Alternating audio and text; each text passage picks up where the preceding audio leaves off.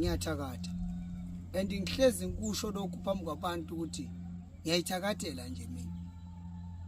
Akekho umuntu engimphoqa ngenkani ukuthi akazofuna usizo la kimi. Hayi bazala bakaMzitho, inyanga yethu edume ngobuthakathi uDr 2x2 ushadile weekend guys.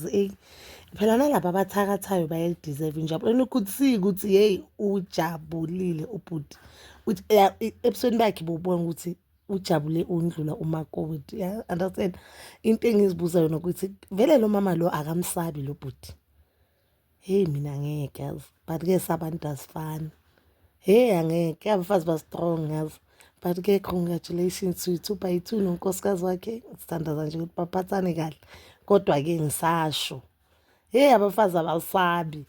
This guy uhlala uneyindumbe ezingakhi. Engathi uthe wathi 22 ezisehlathini.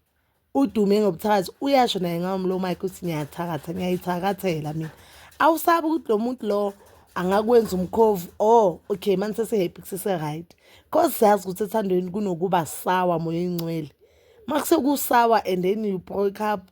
Don't you think lo muntu lo angakwenza umkhovu or something? Futhi nje since ngabona la video la bhuda yoxolisa nje ngimsaba kabi mina 2x2. But ke sababongela as umndeni wabo sithemba ukuthi konke kuzohamba guys, and it's not everyone oshadayo uzo divorce and akekho umuntu oshadela ukudivorce. Everyone oshadela ukuthi ahlale emshadweni kube mnandi. We just hope 2x2 mhlambe inkorobela yakhe izosebenza. If he believes in ukorobela izosebenza then balast isikhathi eside ke banonkosikazi wakhe baze bahlukanise uNkulunkulu nethonga. But bazalwa bamzitho, that is all for now. Please don't forget to like, subscribe, share and hit that notification button. Ngithanda ukuya nokubuya.